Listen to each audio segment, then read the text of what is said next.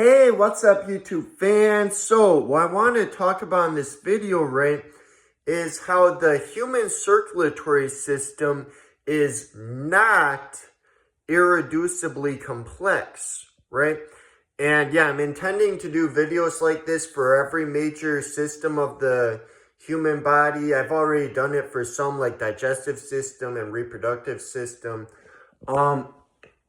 So irreducible complexity, for those of you that don't know, is a common argument made by intelligent design advocates trying to debunk evolutionary explanations, where they say that a gradual process of mutations and natural selection over hundreds of millions of years cannot account for certain biological systems or organs, what have you, because according to them, it doesn't work unless you have all the parts in it at once, or at least most of them, right? So if you just take out a single part, it doesn't work according to them, and therefore you could not, according to them, you could not have a gradual step-by-step process leading up to it. It just has to all be together at once from the beginning, according to them, right?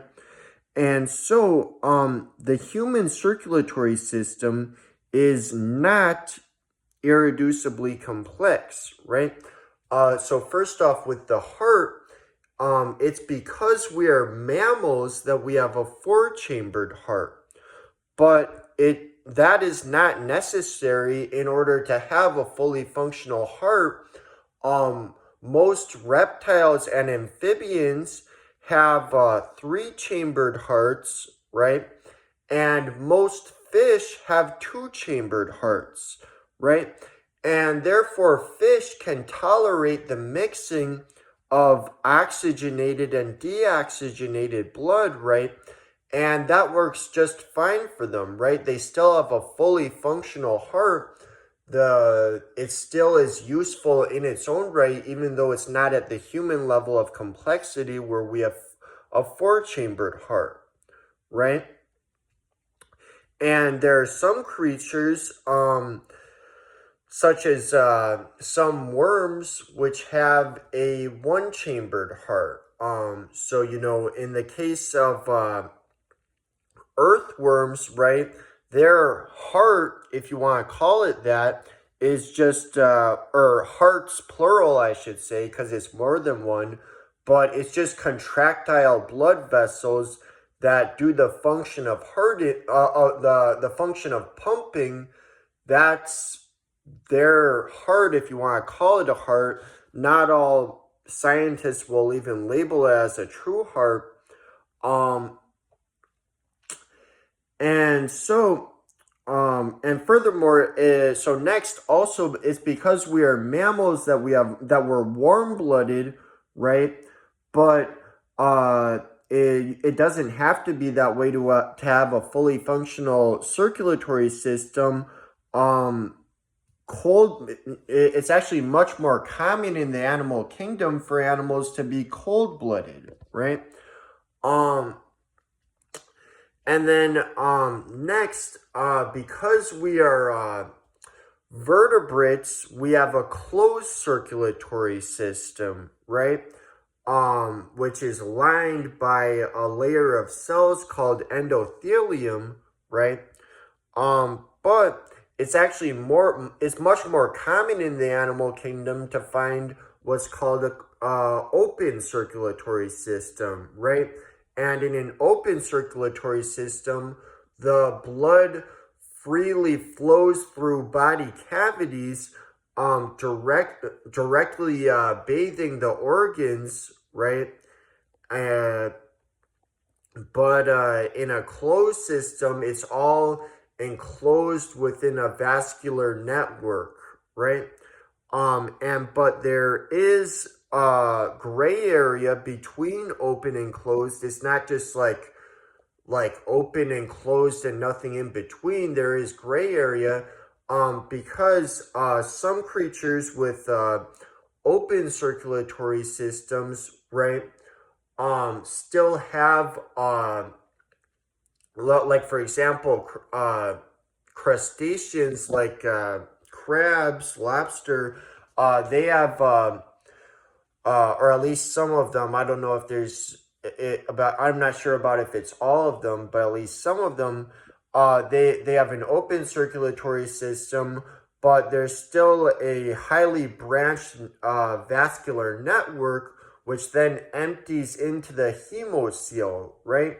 And the hemocoel, it's a regressed version of the coelom, which blood freely flows through in open circulatory systems. Creatures like us, we still have a coelom, right? The coelom is the mesoderm lined cavity between the gut and the outer body wall, right? So the coelom is why there's space between our gut and our outer body wall. It's why our gut is a tube going through the body rather than just a tunnel going through the body, right? And I talked about that some when I talked about the evolution of the digestive system. And so we still find the coelom in creatures with closed circulatory systems, but for us, the blood does not flow through the coelom, right? Like how it does for creatures with open circulatory systems, right? Hey, oh, don't bother me, Mom. I'm filming a video. Thanks, Mom. But so then, also like, vertebrates, including humans, we have, red blood cells, right? But not all creatures have red blood cells. Most creatures with open, the majority of creatures, most invertebrates, they do not have red blood cells, right? But their circulatory system still works just fine. It's still fully functional, right? Without the blood vessels, right? Or I mean, without the red blood cells, right? And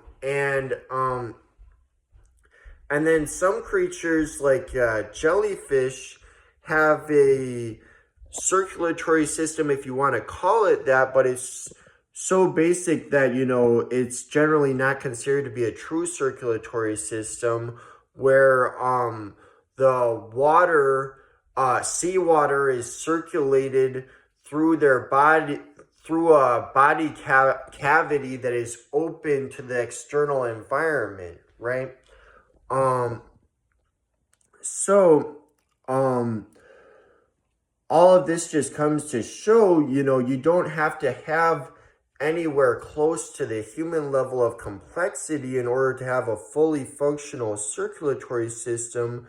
There's many varying degrees of complexity of it, right? Contrary to the irreducible, the idea that it will be irreducibly complex, it's not, right? All right, that's all for now. See you guys.